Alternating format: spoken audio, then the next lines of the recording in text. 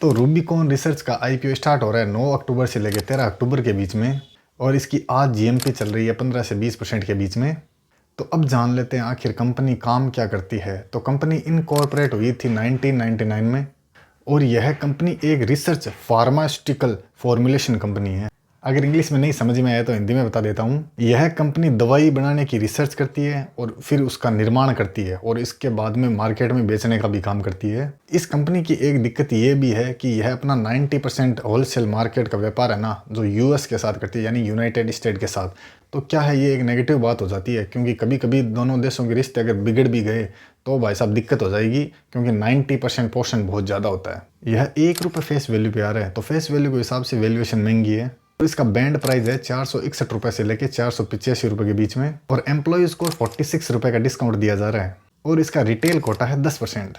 इसकी ROE निकल के आती है 29% और ROCE निकल के आती है 26%, जो कि दोनों ही बड़ी है, 15% से ऊपर है। इसका डेब्ट टू इक्विटी निकल के आता है 10.73 रुपये। तो क्या थोड़ा सा महंगा है, बहुत ज़्यादा महंगा तो नहीं है, लेकिन थोड़ा महंगा है। इसके पैट मार्जिन निकल के आते हैं 10%, और इसके ईबिटा मार्जिन निकल के आते हैं 20%, जो कि दोनों ही बढ़िया हैं। तो इस कंपनी की एक सबसे बड़ी दिक्कत यही है कि ये 90% अपना मार्केट है ना, होलसेल मार्केट यूएस के साथ साझा करती है। तो ये एक दिक्कत बात हो सकती है। अब आप अप्लाई करेंगे या नहीं करेंगे वो कमेंट में ज़रूर बता दीजिएगा। धन्यवाद।